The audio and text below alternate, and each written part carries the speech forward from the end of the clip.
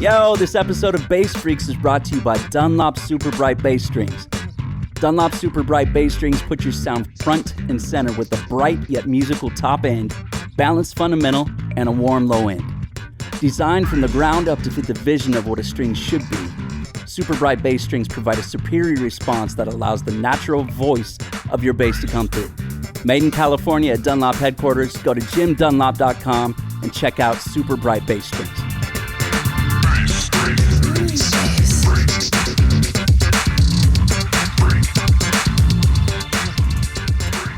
All right. What's up, my friends? What up?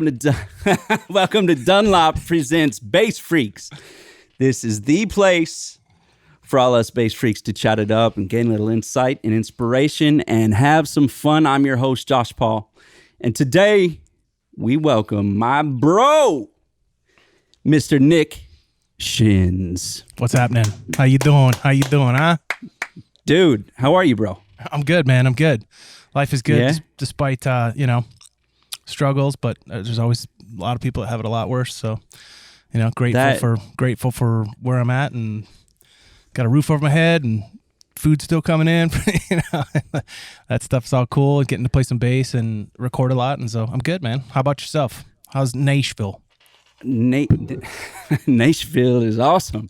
Right now, it's a whopping 35 degrees. The sun is shining a bit, but it's cold. And my bones don't work well with that. I know you know a little bit about that being in Colorado. Yeah, it's snowing again today.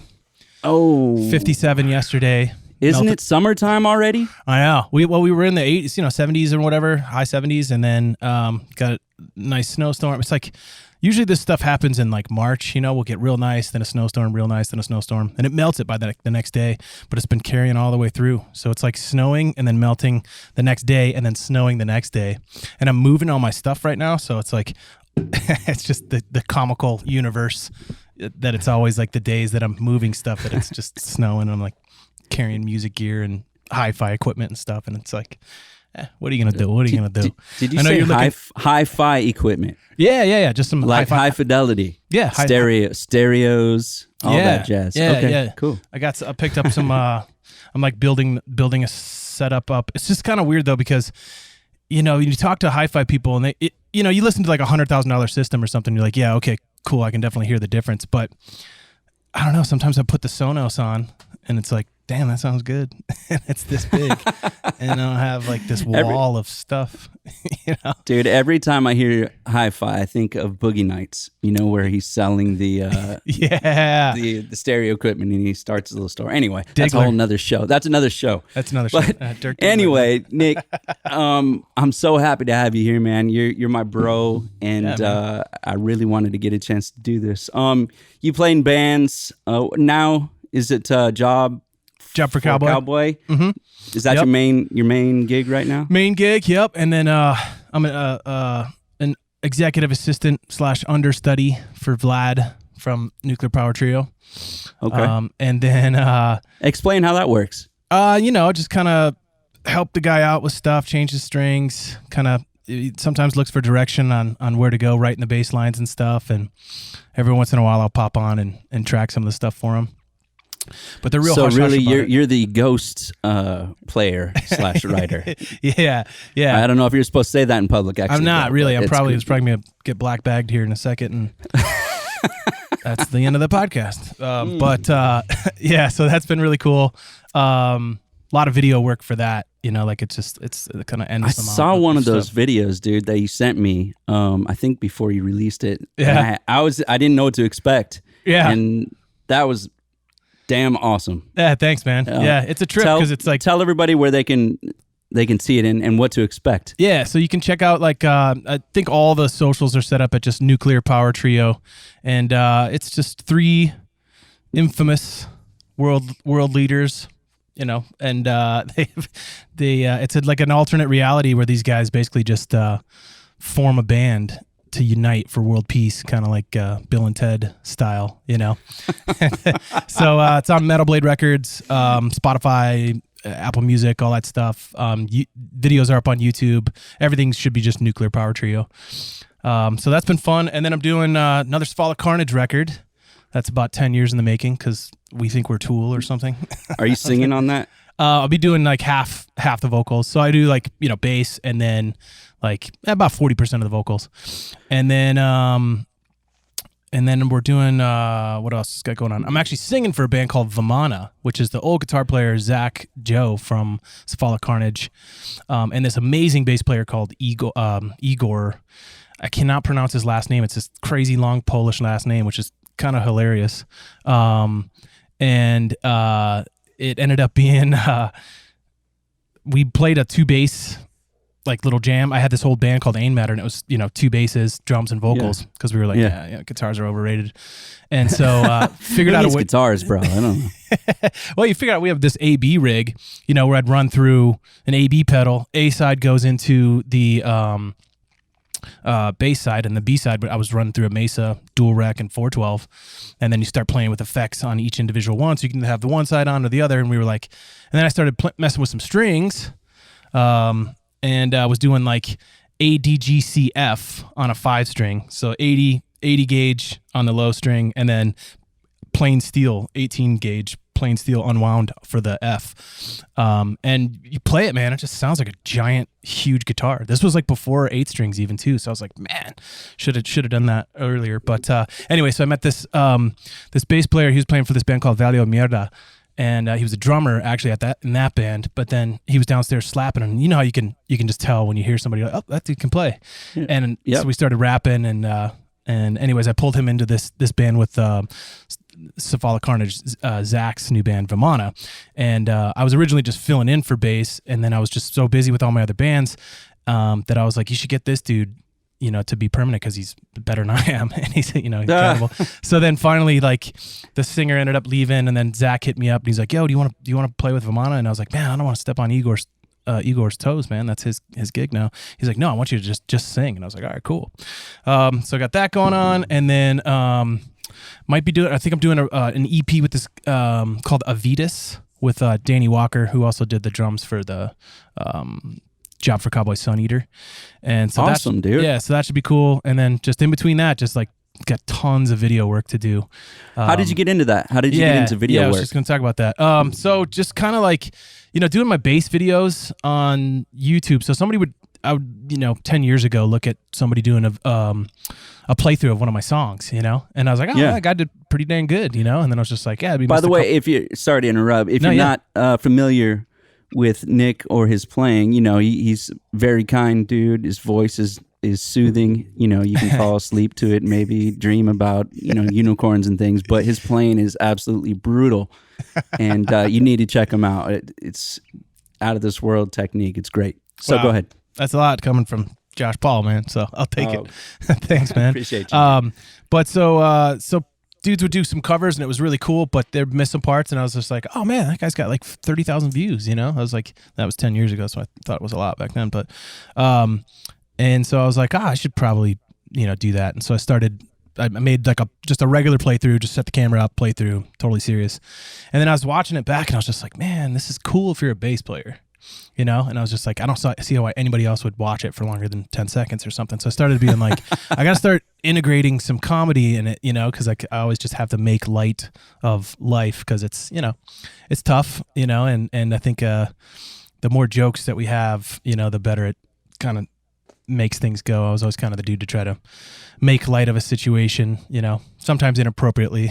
People are like, it's not the time to be joking, man. Like, you have to do it. But so I started just kind of expanding out on that, and then kept getting flagged because you can't play your own music and monetize it, because in a way it goes back to you because the ads for the so actually this is a good point. Yeah. For especially now during the pandemic, that's one of the ways that us musicians and bass players and whoever else really can make some extra cash and get into some other workflows, I guess you can say. So can you explain that to people, how they might be able to get into that? Sure. Mm-hmm. Yeah. So essentially, anytime you see an ad on YouTube, that there's money being paid for that, and it's essentially going to a percentage of those advertisement royalties are going to the content creator, whoever makes the video, right? So, but if you're playing copywritten music, then it, the digital, the algorithm or whatever it is that, sees the digital watermark of a song. It's pretty amazing how good it is, because even if you pull the vocals off, like if it's my own stuff and I can just pull the vocals off because I've got the masters, it still catches it. So if the algorithm catches it that it's copywritten music, then you can still put the videos up and still collect the views, obviously, but any of the royalties are going to go to the owner. So it's like, Sony Red or whatever. So if you have to create your own content, then it's got to be original stuff, or you got to have the copyright for it in order to monetize. And I think that's starting to play into Twitch too. So I'm not sure how, for people that haven't done that yet, that's a big potential musical avenue that you can go. I mean, I know some musicians, some of the dudes in my bands that are like, I don't know if I want to tour again, because they built their Twitch up so well that they're like, that's amazing. And they're like, I'm making more than I ever made on tour, and my stuff stays set up. I don't have to get into a van and sleep on my side all crooked and deal with all the stress that comes with touring. And they're like, and I get on for 3 times a week, 2 hours at a time, and I'm making more than I was touring. So it's kind of interesting how this whole thing may be potentially, I mean, not maybe, it definitely is changing the face of our industry in some aspects of it. I personally don't think live music could ever be replaced. And I hope not. Yeah, there's something, I've tried the streaming thing, and I'm going to try to get back into it, but there's something about the electrical current that's created between, the energy transfer between a performer and an audience. And that's like our payback, it's like that we get the energy started, put it out there, and then it comes back to you, and that vibe that comes around. And for me, just like the emoticons and emojis and amazing, rock on, just scrolling, and you're just like, oh, this is just not it. But I'm not meaning to take it away from it, and I am going to get into it. And people are like, you get used to it, and you can figure out ways of, that's why like a lot of guys learn how to talk over while they're playing their songs, so that you can have it's just a different type of interaction. And I think that that's just something, us old heads have to, I guess, to kind of adapt to in that world, because it is a cool, different way. And a lot of the audience really, I think, almost prefers it, because you can't yell a question at a performer on stage and have them get on the mic and talk over their own song to answer you. And you can do that on Twitch. That is like par for the course. I guess you can do that during a live show. You just might get spit on or something. I'm not sure. It depending on what show you're at. But got to yell something. It's very interesting, man. And I think it really does open up a lot of avenues for musicians, not only to get heard and to get seen, but also to make some extra cash. And obviously, by the way you're talking, maybe even way more cash. Yeah. I mean, it's 6 figures plus if you can become one of the big people, and it's kind of multifaceted as well, because you can. I wonder if I started a YouTube page where I teach people how to tie shoelaces. We'll see how that does. I don't know. I don't know how many different methods there are, but you could try to. If I wore a thong. Oh, yeah. Like flip flops are just thongs for your feet. Right. Well, yeah, there you go. If you think about it. Yeah. I got to get, we'll have to create some laces for that, but we can talk about that later. Yeah, dude, that's another podcast. Tell me a little bit about your history, your journey of from where you started to where you are now, and how you started playing bass and what got you into the bass in the first place. Yeah. So, came from my mom and dad originally, and, that worked out pretty well for a while. And I was always into music. I guess I was a really big Stevie Nicks fan when I was like a baby, like 2-3 years old. I'd put on Stand Back and just like make my mom repeat it like 100 times with headphones on, way too loud.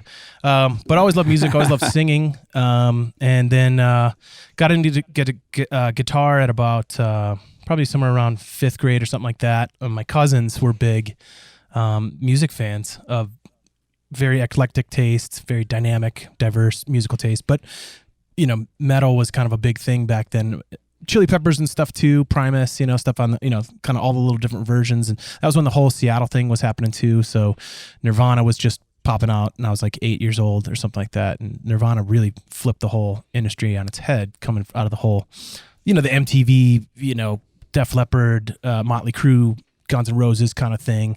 And then Nirvana comes out and did this, hey, here's 4 chords, and flannels and baggy jeans, and we don't give a shit, but so it's kind of into that. And then there's a couple little things that made me be like, oh, I want to play that. I think it was like Metallica 1, the intro riff, I was like, I want to make that. So I remember just being in my car. My papa was driving my grandpa on my mom's side, and we were making him listen to it because obviously he wouldn't have been into it. But, and I was like, I want to make that sound, So I started on guitar, played that through high school. My brother got the bass. And so we would just jam, and we never even knew what the hell we were doing. We never even played the same thing, but we were just like, it probably just sounded like Guitar Center for about 8 years.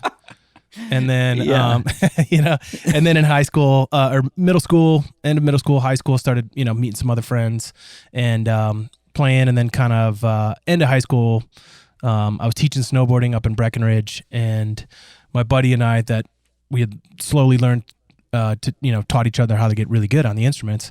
Well, not really good, but you know what I'm saying. And he's like, I got one of the alcoholic roommates got put in charge of rent up in our mountain house in Breckenridge.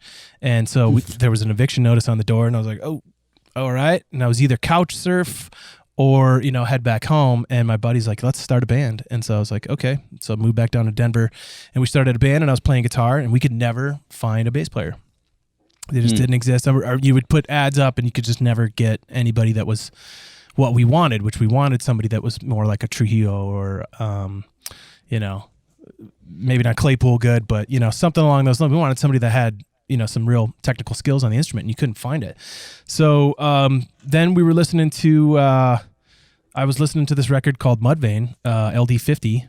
And that was the first time that I was like, I want to do that. And like, I'll switch, because the bass was more like the lead melodic instrument in the musical passages, and the rhythm guitar was really doing more what a traditional rock bass would do. And it just really kind of just the sonic character of the instrument that Ryan Martini brought forth, I was just like really enamored with it, and it was just really flattering to my ear. And so I was like, oh, all right, cool. I'll play bass then. And then I just got on the bass, and it was so much easier for me. I got so much better, so much faster than guitar, than 10 years of guitar, with bass within 6 months. Did you take lessons? I took like 2 lessons, and then I was just like, I don't know. I was so in love with the instrument that I just played all the time. And I think that just naturally, when you do that, you're just going to, progress at your own rate, Absolutely. Yeah. So then from that, we started that 2-bass band. And then from there, I joined, we started playing theaters around town and started selling out some theaters around town. And some people kind of caught notice. And then I got asked to join Cephalic Carnage. And so that was like my first foray into the touring world. And that kind of led me around, and that led to meeting some friends that led to some session work that led me to John Rice from Job for a Cowboy. And then when their bass player walked off in the middle of a tour, hit me up to do that. And then it kind of just kept snowballing. And I never really actually quit any band. So I'd always just, get in a band, and then one of the dudes would have a kid, and they want to stop touring so much, and they cut down to like 2 months of touring a year, and then I have to join the other band and then weevil both schedules. Then somebody in that band would have a kid, and then just kind of this thing. It's just like, man, cats are enough for me, And yeah, so, I got you. Yeah, and then so did Havoc for about 3 or 4 years, which was really cool with my buddies. We're still really good friends, and then that's kind of how I got to here so far. You know what I mean? Okay. How old are you, Nick? 39 in June. Should still you don't say look. just say you don't 38. look a day over 20. It's the Zoom filter I put on now. Oh, good. Okay. So let's see. Your first tour. What was it?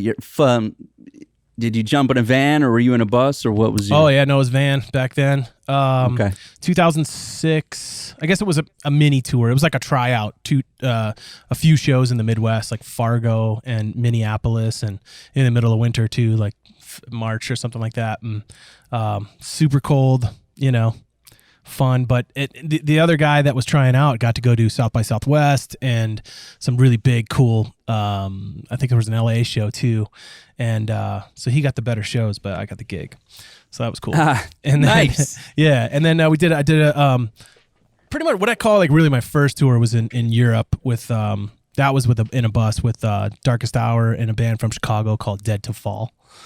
Okay. And I still like that was my. Still to this day, I'm like, if there's one tour I could go redo, I think it would be that one. Why? It was just, the camaraderie was instantaneous.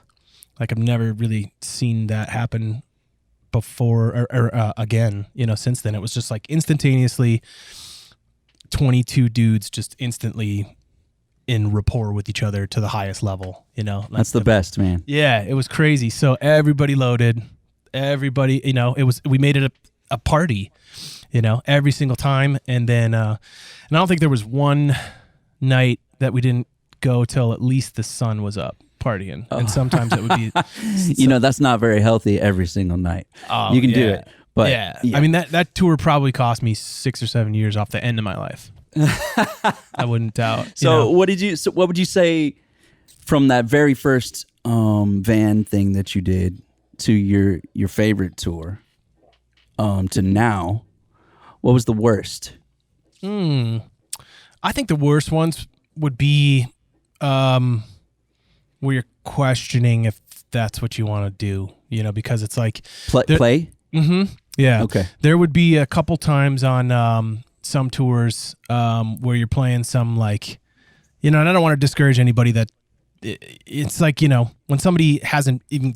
gotten to that level yet, it's sort of like, I mean, it's a privilege to even go do that stuff, that I was like, oh, I'm kind of over this, so I don't want to like, poo-poo it or whatever, but, just. Well, every situation is different. And, right. And this is actually good for, people that are, maybe just started touring or trying to get into touring to hear, right. It's not all roses all the time. Yeah. Just like every profession. Yeah, exactly. Sometimes, and I don't want to like diss any specific venues either, so I'll try to not use their names, but when you're playing stuff in like, C market stuff, and it's just, the turnout's not the hottest. And even if the turnout's not is semi good, and then there's like no energy, people just aren't into it. Maybe they've had too many shows come through their town or something. And if you get a string of those together, and there's like low financial support for the run and that kind of stuff, and then it's like you're cold, and you're getting back into a van, and then you're it's just there'd be a couple times where you're just like, oh man, I'm still doing this, and you're like, is this what I want to do with my life? And and then you're like, how did you cope for those moments? How do you get through? I think a little bit of alone time on those type of things is to get away, from everybody else, in your camp and that kind of stuff, and get, I guess like walkabouts are probably one of the best things I ever. They were one of my favorite things, even on great tours. Especially getting to tour all around the world. So many people I found would just sit in the backstage, like be in the venue the whole time, and I'm like, you're in Paris, like get out. What you know? What? Like, it's easy to do though. I am guilty of that myself. I've done it, especially if if it's your fourth time in that city. Yes, and you're like, I've walked this place a lot, and there's not really anything around here. And I've got scrolling to do, damn it. I know. Gotta work that thumb muscle. But, so I think that's kind of the thing is like you get into this place where you're in a very tight quarters with a lot of people. And some of these same people, you're maybe 6-7 years of like being in, a car ride, basically. And so sometimes you can find solace by taking that little bit of time for yourself, going to a coffee shop and just reading, putting some other type of input in. And I think that changes the way that you are able to manage your relationships especially if sometimes, it's people are going through difficult phases, which we all kind of do. I mean, everybody kind of gets in their moods on tour. For the most part, I try not to be in bands with people that are impossible to be in bands with. Okay, so that brings up a good point as well. So for those people that may be a little more on the difficult side, more often than not, how do you personally deal with that, and how do you manage? I think that there's a lot of really unique techniques that I've sort of tried to develop. I guess they're probably sales techniques, and hopefully that doesn't come off Machiavellian or whatever, but rapport building stuff where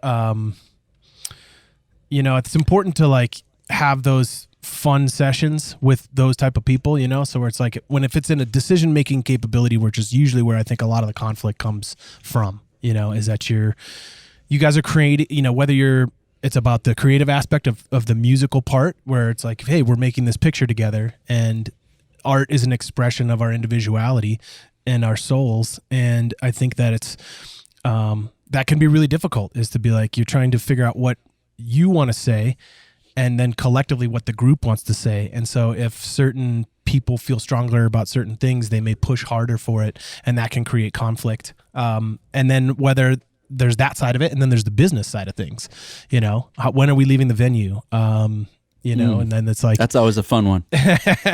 And you can get into these, pretty heated arguments, and both sides may have really valid points about, why their side is right. So I think that probably one of the best things that has taken me a long time to learn, actually, is to listen more to that person, because I think the more that you listen to each other and really truly openly listen, and not, because most of the times when we're in those type of situations where there's a little bit of heat or a little bit of like maybe some past resentments or something build up, most of the times you're not really listening to the other person. You're just sort of waiting for your turn to talk, and you're like, you'll listen to what they say and grab a couple little bullet points and like have your little argument, your counter argument in your head, and then you're waiting for them to finish speaking so that you can put in those counter arguments to stuff they brought up.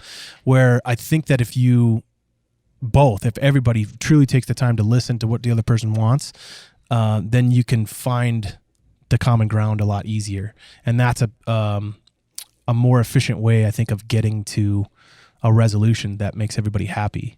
And I think that that's kind of one of the bigger problems, is that we're not realizing that we have the same goals. And the reason why is because we're not openly listening without emotion and finding the root, which is, for the most part, like, love, right? Dude, excellent points. And like you say, that does not just apply to being a musician or being on tour or being in the office selling insurance. This is life. It's right. Every situation. Yeah. And that's just something I think in general, that all human beings, we could all be better listeners. We absolutely can. And back to your point on, it's all about love, dude. Yeah. Let's talk about basses. Yeah. What are you playing? Let's do it. So I recently just got, I'm borrowing, here, I'll show you. I'm borrowing Vlad's bass. One sec. Okay. One sec. Good old Vlad. Yeah. So this is the Russian flag. Wow. MTD. So this isn't video, so make sure you describe this. Oh, yeah. Okay, cool. Beauty. Nice. Cool. Good. Yeah. I could have just said it was my bass then. So it's it's a Michael Tobias design, a 534, 17 millimeter spacing. And then I went with, as I came from Warwick. I still play my Warwick. That's obviously where we met. Yeah. And so I really fell in love with the supernaturally compressed woods. I mean that the Ryan Martini LD50 album is a thumb 5-string neck through, and that is Bubinga body and a wingy neck that one's actually a Wangy fingerboard and Wangy Bubinga neck. I think it's 3 Bubinga stringers up it. And so can you say that 5 times as fast as you can? And then on this particular MTD, I went with a myrtle burl top, which is really, really pretty that you can't see right now because it's, flatted out. But that's kind of the thing. And so I went with bell brass frets as well. So because the naturally compressed wood was part of, I believe, that Ryan Martini tone, it's and that's really just more like the Warwick tone for me, in traditional, especially like the Dolphin and the Thumb, which were, it's got just so much natural compression in it and really mid-range present, really growly type of a tone, punchy, growly Definitely. Type of a tone. How do you think that this compares to what you were playing? So that's part of the inspiration for why I went with these woods is I was like, all right, it's like once you develop your sound, right? And I really kind of feel like I have a tone that I know that I want. And if my, people that like my bands or like my music, they expect that tone, and I Definitely. think so. I was like, I've always loved the way MTD's played. I think that's one of the most, it's like power steering, like you get on it and just all the, you know what I mean? It's just like, you don't have to manual steer the thing, And so with Warwick, I was always trying to get into, so like, can you guys get some playing ramps going, or can we, bring that fingerboard down into the body a little more? So for all the double thumb stuff, that it's way easier. And I remember actually when you came here and jammed, and you were like, I need that space under there. You're like, I want that space. So it's funny how that plays into each individual person's playing style. But so anyways, so I've always loved the way the MTD's played, and I would always go over there and like be intimidated to go even, try them out because there's always just like 30 super shredder gospel dudes over there. Right. Like, I'm not getting on and playing. They're cool over dudes. there. No, they're hella cool. Cool. They're just like, they're really, cool. really good. And so it's intimidating to go over there and, So for the kind of music that you usually play, that you're known for, typically the bass is kind of hidden, right? Mm-hmm. So, and it's buried under this sort of barrage of 50 guitar tracks. Yeah. So, how are you cutting through? Aside from, let's talk about both. Let's talk about the techniques that you're using and your tone. Yeah. So, I think that kind of plays into it. And that basically, I think that the bass plays a really huge role. And I think that the woods and the components of a bass play a bigger role than they do in guitar. And so I roll with a really, high compression. So I had this bass, basically, I built it essentially off of the Dolphin woods. So it's just like, I think Michael and those guys. Not real Dolphin. No, not real Dolphin wood. Okay. All right. They genetically engineered a dolphin inside of a tree. And the meat is delicious. What is wrong with us? Jackfruit. I know. But it's, so it's an oven call. I just did all oven call body, all oven call neck, and the Bubinga stringers. Stringers, I don't know what you call them. And then wingy fingerboard, bell brass frets. And I think that plays a big part into getting that punchy, growly type of a tone with really, really strong present mid-range. The MTD is really cool because it's got that, but this top adds a little bit of bottom and highs that on my Dolphin, that's I guess this is like a tiny bit more dynamic. Okay. Maybe more than a tiny bit, actually. I've got like a bigger range of sounds on this thing, which is cool because I don't just play, punchy heavy metal. Right. I like all styles of music, although, primarily what pays the bills is the metal stuff. So that being said, like I usually do a pretty good mix if I can of right hand technique.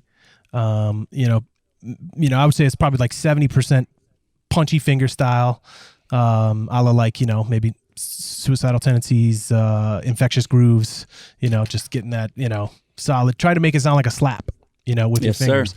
3 fingers. And then I'll mix in slap, traditional kind of bounce off the string Larry Graham style slap.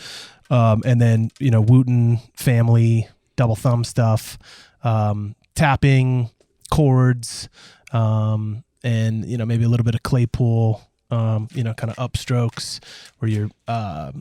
He's got that really unique right hand technique where it looks like he's just kind of throwing his hand down the whole set, and then you can build into that, the flick down with your fingers, the rake back up with the back of your thumb, and then the pull with your fingers, and then any combination of the three, so you can get triplets or sixteenths or quintuplets or whatever, and then mixing that in with some left hand leading and that kind of stuff. So I try to like mix in everything that I can, but have it fit the song, hopefully. You know what I mean? I'm not trying to just cram every technique I have into the song because I have to be the best guy or whatever. But I do enjoy trying to bring out the full dynamic range of the instrument as much as I can, because it's such a cool sounding instrument and it's got such a big dynamic range. I mean, like the low B to, pinch harmonics on a bass, I feel like we've got like a grand piano range of tone that you can express.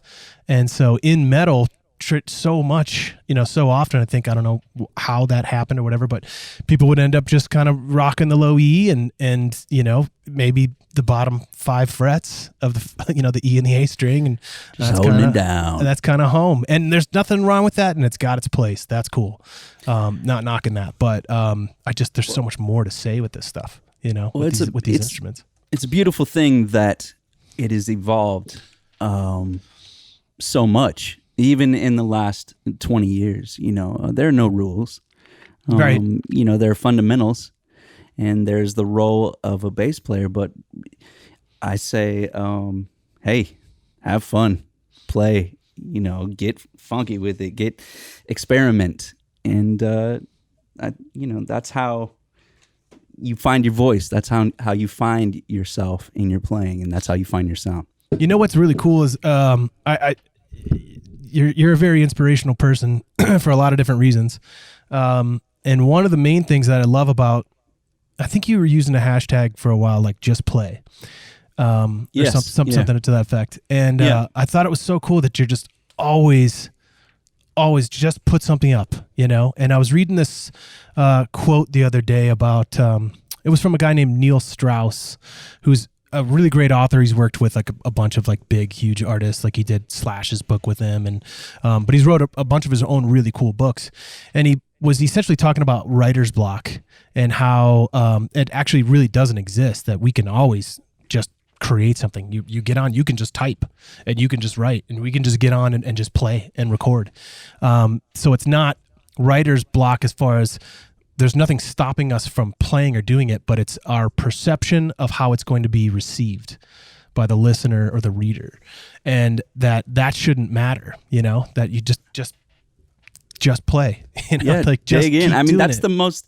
That's the simplest way to just say it, because otherwise you're just, you're blocking any sort of creativity and productivity that you have inside that is just begging to jump out, because we all have it. It's there. Right. I always talk about that. Like, where do riffs come from? Where do licks come from? Where do musical phrases come from? Are they literally just random musings of our brain, or, is it, more along the lines, I believe that, our brain is a receiver, like our brain is like a radio, an old school FM radio, and it's about tuning in, and the stuff, the music is out there. It's everywhere. Performance is everywhere. And yes, sir. And that's kind of the thing about it, is that by allowing yourself to just create every single day, even if it's just a 30-second thing, a 15-second thing, I believe that you start to basically tune your radio station to be able to grab more frequent, be able to grab more information. Every single time you do it. Single time you do it. Yeah. And if you're playing every day, then you're interfacing, your actual dexterity is going to be better. And that's a big part of it too, because it's sometimes you can, come up with stuff out of the dexterity. Like you're playing and then like, oh, I'm adding a sixth here, and I forgot, oh, my thumb is hitting down an extra time that I didn't know it was. Oh, that's kind of cool. And then build it up. It can happen that way too. But I think that the other way, where if it's like, something comes into your mind, whether it's, sometimes it can even happen from a dream or whatever, but the ability to be able to take what you hear and have it come out of the instrument, is, I think, it lends itself a lot better for you to have your dexterity levels built up, which is like calisthenics, playing every day, being able to interface with the instrument and build up your beats per minute, and or slow them down and have your internal rhythm be good. All those things. It's like being prepared for when the idea comes, that you can harness it and express it the way that you hear it inside your head or your heart or whatever you want to call it, your head heart. Yes, sir. You got it. Before we wrap up here, I do have a few more things I want to talk about. I want to finish talking a little bit about gear. Tell me about strings and amps and effects maybe that you're using. Sure. Yeah. So I'm using, I'm still rocking all my Aguilar stuff. So I've got like 3 stacks now. I've got a DB 751 and a DB 810, which is still my go-to favorite setup. And then the lightweight stuff, I've got 2 AG 700s and 2 SL 115s and 2 SL 410s. Then I have it set up in a cube, like a crisscross cube. So it's like 15 on the bottom left, 15 on the top right, 410 on the top left, 410 on the bottom right. And then I have all that set on top of the 810, which is Wait a second. You're running this all at once for every gig? Yeah. Every gig? Oh, no. I mean, not for gigs. This is just the last year. I was able to let the guys bring, I think it's tough to sell a bass rig on both sides of the stage thing to most bands, Yeah. But you're like, you gotta do it. I personally love it, but yeah, you got to do it, man. Because otherwise, it's that thing. Remember, you go see your favorite bass player, and then if it's too crowded you can't get in front of them, and then you're not in front of their amp, and then it's like, you want that extra little bit, the other side of the stage needs bass too. We need equal bass for everybody. You know what? We got to start a petition. Every stage must have amps on both sides. Minimum 2, man. This is all right. All you bass players out there, make sure you sign this thing. 2 cab resolution. Yep. Yeah. Yes, sir. What about strings, dude? Yeah, so Dunlop. I've been doing... Woo! I love my favorite string's the Marcus Miller. I just feel like, he was one of my, it was like, Wooten and Miller were the 2, sickest dudes in my mind as far as bass is concerned. And so I feel like they did a really good job they sound like him. It's weird because you're like, it's just a string, but it's, when you put them on, it's just got a little something that reminds me of Marcus's tone. Zing. It's got a zing. Yeah, exactly. But this sort of like maybe like a low mid punch, which just ties right into the tone that I'm already kind of going for. But those work really well for me for my lower tuning. So I'll go like with a lot of my stuff, I'm ADGCF. And they work really, really well for that because the tension drops a bit. And I like a little lower tension on the string. I like a little more pliability. You play with the action quite low, right? Yeah. As well. Yeah. The action's low. Yeah. Not too low. I found that I can go too low, and I'm like, then you don't get any, you don't get enough bite out of it. But so that, or I'll rock the super bright stainless. And when I do the super bright stainless, that's for my B standard stuff. Cause then I'll go, I'll get the extra light set. So I'll go like 40.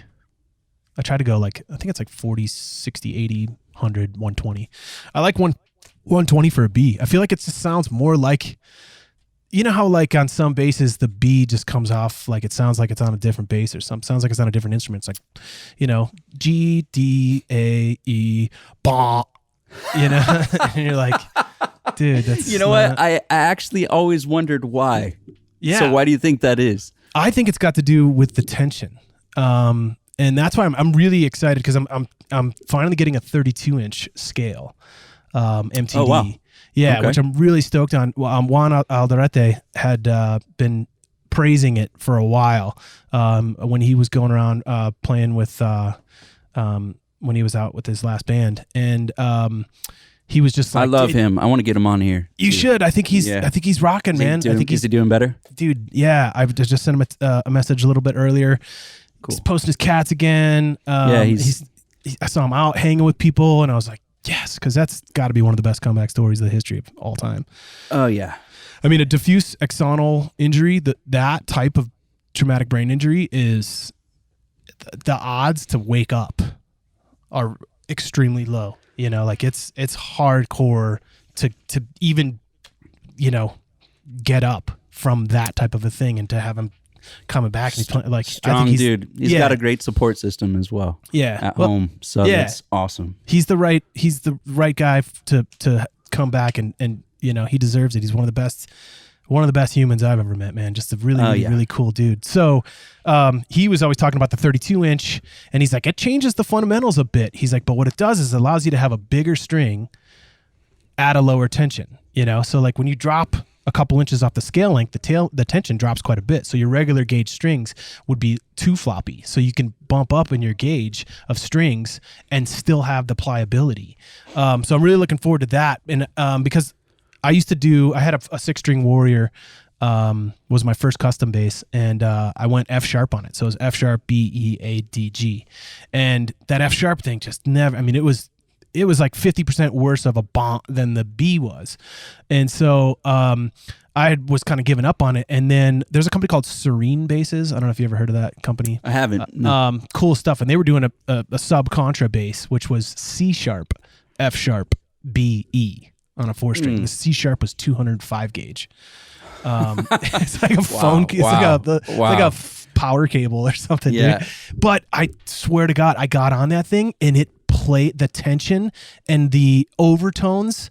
It played great and it sounded great. It didn't have that bonk thing. And I was like, how are they doing this? And the guy's like, the strings are super, super important and the scale length's super important. And so I think that that's kind of part of it. So for me, going with a slightly lighter gauge seems counterintuitive for low tunings. You know, I mean, everybody would always be like, oh, you're going drop tuning, you need a bigger gauge, so that it doesn't, you know, flub out. But for me, I've found that like you just got to keep the strings new, you know, just got to buy new strings every week. Simply put. Yeah, exactly. Because, you know, a brand new 120 gauge B string for me has more of those traditional overtones, and it sounds more like the E and the A, you know, like the timbre and the liveliness of the string. It has less bonk to it than the bigger strings do for me, or than the bigger gauges do. That's what I've just kind of found, and it's, you know, I could be completely wrong, you know, but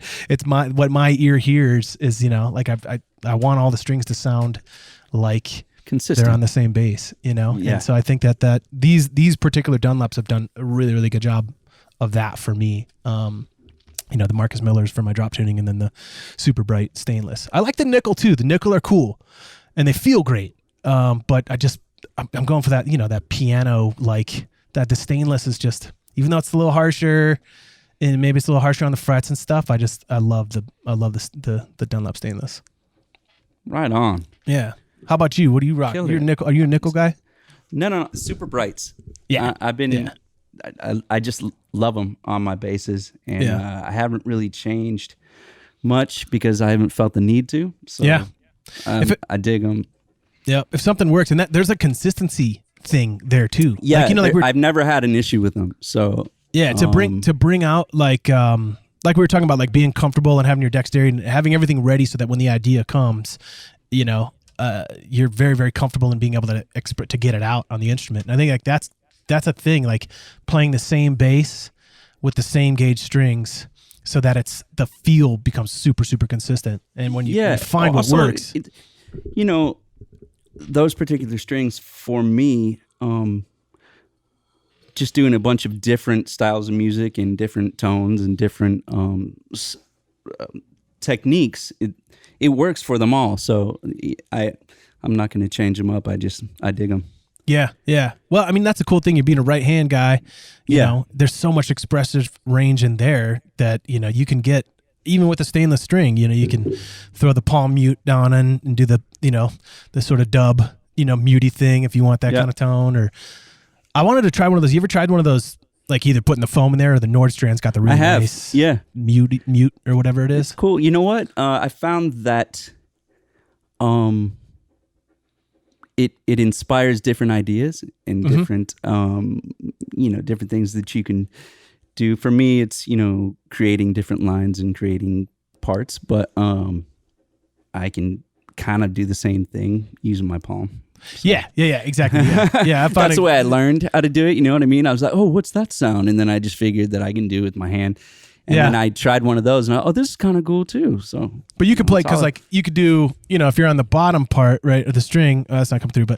But you can do, really fast full lines, right? That you would normally, if you found a way to do it, I would love to see that where you're going super fast, dual finger style up on the D and the G. I can kind of use the end of my pinky a little bit. Oh yeah, okay. And that's the way I've. Oh wow, I guess I'm kind of faking it a little bit, but it seems to work for me, and that's really, dude, just due to the fact of not having any sort of foam or anything like that. I'm like, I kind of want to get that sound, so I've just like we were talking about earlier, just experimenting with trying to figure it out with what you have. Yeah, exactly. You've been rocking some really cool. You always get these really cool. What's that? Grid play or something that you use? Yeah. The video. The video thing where you layer these really cool and make these like just daily rad little composures of bass that are kind of all built off bass. And you have some really cool effects going on. And I was going to ask what pedals you dig because you've always got some really funky, sweet tones going on. I was like, what are you using? Well, I use all the MXR stuff and the Dunlop stuff. So the filter. I love that one, and then the sub-octave fuzz. Got that? Yeah, that thing's super tight. I love rattling these walls. Yeah, have you used the sub machine? No, sub machine's really cool. The purple one. It's similar to the sub-octave bass fuzz, but it's when you click all three of the things on, like the octave, the fuzz, and the I forget what the other little part is, but it's gnarly, brutal, sweet tone. Yeah, that stuff's cool. Yeah, they also have. I use their bass comp too. The white. Oh, I use that once in a while too. For recording here at the house, I don't have it in my live rig. Really, you don't compress? Well, they do it out front. He wants to do that out front, so and I found for me live that I have to be a little bit more careful with my touch. So not using that, you know what I mean? It's not evening out through the rig. Right. So, yeah. But he's compressing it out front. So I've thought about that a few times because I've had him be like, can you send me an uncompressed? So I was running like, I was running into my DI, like my DI first. So I was running like like my dark glass stuff or something. And then I was giving the DI to the front of house from there first, and then running my compressor afterwards so that my bass rig still had compression, but front of house was not getting in that. Got it. Which was kind of a cool way to do it. Because I don't know, I feel like compression just fixes it does. Some of my sure. playing. Yeah. Especially like mixing all the different, big, huge chord things to like soft little stuff. It, kind of brings it's like stuff. the icing on the cake. It's like, yeah, dude. So, all right, ready for this or that? We're just gonna do some rapid fire things real quick. Okay, cool. All right, here we go. Text or call? Call, please. Oh, that's not very common these days. Okay. Oh, dude, come on, man. Active or passive? Passive for recording. Active if I need it live. But if I had to say overall, I would say passive. Okay. Fuzz or overdrive? I'm going to go overdrive. Okay. Yeah. I mean, I would use both. It depends. I would say context, but if I had to pick, I would do overdrive. Got you. But if it was, you can take it back later. If it's funk, then fuzz. If it's funk, then fuzz. Yeah, for sure. Beach hut or a cabin? Man, half and half. That's all these are. You need one with it. It's like sunlight or darkness, and you're like, man, you need both. Well, what do you prefer right at this second? Beach for sure. Yeah. I'm like at the end of the cabin part. Give me that beach, man. Let's go. All right. Honesty or other people's feelings? I wish I was more on the side of being bluntly honest, because I feel like that long term saves the other person's feelings. But I traditionally go other people's feelings, and because I think in the short term, that's kind of part of the world that we've gotten into is that we don't ever want to make anybody feel bad, so we want in the moment to feel good, but then long term, it's like giving a sales guy a yes when you're just going to back out of it. You really didn't want to buy whatever it was, but the polite way to get out of the situation is be like, oh yeah, okay, that sounds good. Yeah, okay, we'll call you back, instead of just be like, no thanks, man. I appreciate it, but no thanks. I think long term it's better to just, come out with the blunt straightness, Well, I think you can be kind and honest at the same time. Mm-hmm. Yeah, they're not mutually exclusive. Yeah. Coffee or tea? Coffee. Yes, sir. Unless I'm in the UK. All right. And then coffee. Tiger King or the Lion King? Oh man, I'm gonna go Lion King. Get that happy ending. Yeah. All right. Here we go. Jamerson or Jocko? Jamerson. Okay. Yeah. Beatles or Stones? Stones. All right. Love or money? Love. Thank you, dude. Hey, tell everybody where they can find you, your social media, your music, your videos especially. Cool, for sure. So I think I have everything switched over now too to just Nick Shinz. So NickShinz. And that's Instagram, Twitter, YouTube, .gov or .org/FEL.9er257-9er. Did I hear a niner in there? What, you got a walkie-talkie? Yeah, that should be all my stuff. Oh, my Facebook is just Nick Schendzielos, my full last name. SCHENDZIELOS. Say that one more time. Say it. SCHENDLOS. And you say it like shin and jealous. Like you're jealous of my shins because they're nice. Shinjealous. Didn't play soccer, so they're not all scarred up, Awesome, dude. Yeah, this was awesome. Again. Thank you. Thank Daryl. And this was dope, man. I love hanging. Looking forward to doing it again. Everybody, that is our show for today. Thank you so much for joining us. Stay healthy and kind. Spread love, good vibes, and inspiration. And remember, you got this. Follow your path and just play. Find your voice. I'm Josh Paul. I hope to see you out there sometime soon. Thank you to Dunlop for making the show possible. And also, be sure to check out Bass Freaks wherever you get your podcasts. We'll talk soon. Until next time, cheers.